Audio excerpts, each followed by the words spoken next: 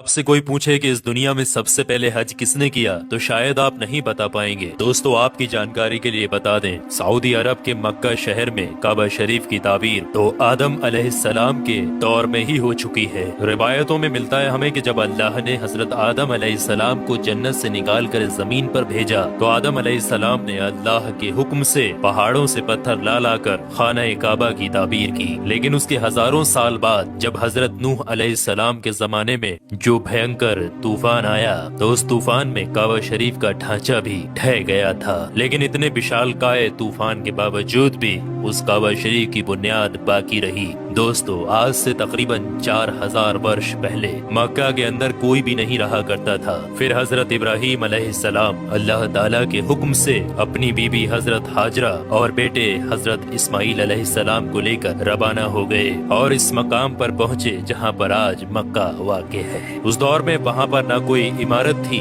न पानी और न ही यहाँ पर कोई रहा करता था। दरख्तों के नाम पर सिर्फ बबूल वगैरह की झाड़ियाँ हुआ करती थी। हजरत इब्राहीम अलैहिस्सलाम ने बीबी और बच्चों दोनों को यहाँ बैठा दिया, थोड़ा सा पानी और खजूरों को भी पास में रख दिया और फिर आप अलैहिस्सलाम शाम की तरफ चले गए। हजरत इब्राहीम अलैहिस्सलाम दूसरी बार जब मक्का शरीफ आए तो कयाम ना किया, लेकिन जब तीसरी बार तशरीफ लाए तो हजरत इस्माइल अलैहिस्सलाम से फरमाया कि बेटा, अल्लाह ताला ने मुझे एक हुक्म दिया है। तो हजरत इस्माइल अलैहिस्सलाम ने कहा तो इदात कीजिए। तो हजरत इब्राहीम अलैहिस्सलाम ने कहा कि अल्लाह ताला ने मुझे हुक्म दिया है कि यहाँ पर एक घर बनाओ। घर की तामीर शुरू हो गई। हजरत इस्माइल अलैहिस्सलाम पत्थर लाते जाते और हजरत इब्राहीम अलैहिस्सलाम बनाते जाते थे। जब तामीर जरा बुलंद हो गई तो हजरत इस्माइल अलैहिस्सलाम एक पत्थर को उठा कर लाए जो कि हजरत इब्राहीम अलैहिस्सलाम उस पर खड़े होकर ताबीर कर रहे थे। यही मकाम इब्राहीम भी है। ये बाप बेटे दीवार को उठाते जाते थे और दुआ करते जाते थे, ऐ परवरदिगार, हमसे कबूल फरमा, तू सुनने और जानने वाला है। उन्होंने घर की तामीर न मिट्टी से की और न चूने से, बस पत्थर के ऊपर पत्थर रखते चले गए और ना ही छत बनाई और ना कोई उसका दरवाजा। और फिर बाद में अलग अलग जमाने में फिर बैतुल्लाह की तामीर हुई, कुरैश ने भी तामीर की और उनके बाद भी हुई। कहते हैं कि उस वक्त इस्माइल अलैहिस्सलाम की उम्र 20 वर्ष थी। हजरत इब्राहीम अलैहिस्सलाम ने बैतुल्लाह के पहलू में बकरियों का एक बाड़ा भी बना दिया था और इसके ऊपर पहलू की छत डाल दी थी। पहले बैतुल्लाह की जगह पर एक सुर्ख रंग का टीला था। अक्सर सैलाब इसे इधर उधर से काटता रहता था। जब हजरत इब्राहीम अलैहिस्सलाम ताबीर काबा से फारिग हुए तो हजरत इस्माइल अलैहिस्सलाम से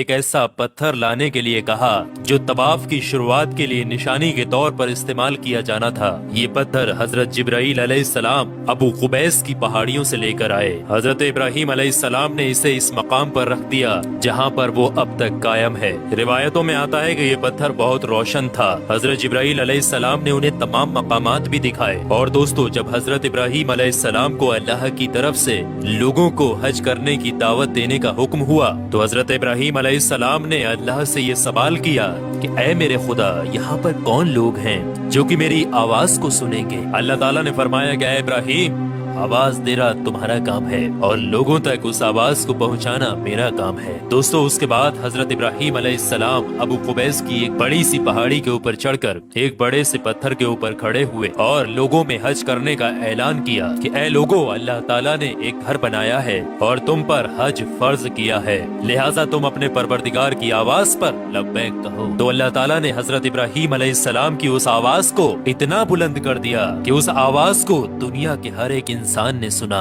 यहाँ तक कि पेड़ पौधों को भी वो आवाज सुनाई दी, जिसकी वजह से पहाड़ और पेड़ पौधों में भी ये ख्वाहिश हो गई कि वो भी अल्लाह के इस पाक घर की जियारत करें। अल्लाह ताला ने हजरत इब्राहीम अलैहिस्सलाम को ये हुक्म दिया कि वो इस घर को रुकू और सजदा करने वालों के लिए पाक और साफ रखें। उलमा इकराम के मुताबिक हजरत इब्राहीम अलैहिस्सलाम के इस ऐलान के बाद ही हज की शुरुआत हुई और सबसे पहला हज हजरत इब्राहीम अलैहिस्सलाम ने ही किया।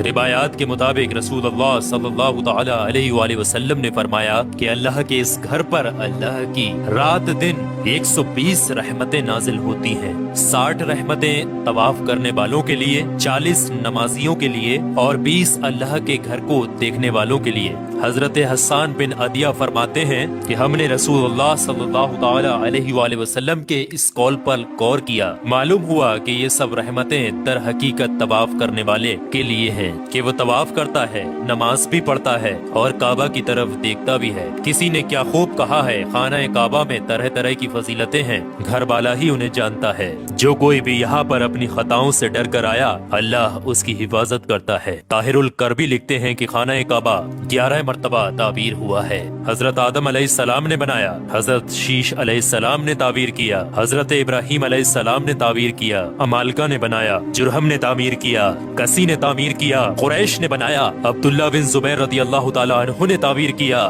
حجاج بن یوسف نے بنایا، سلطان مراد نے تعبیر کیا جو کہ آل عثمان میں سے تھا۔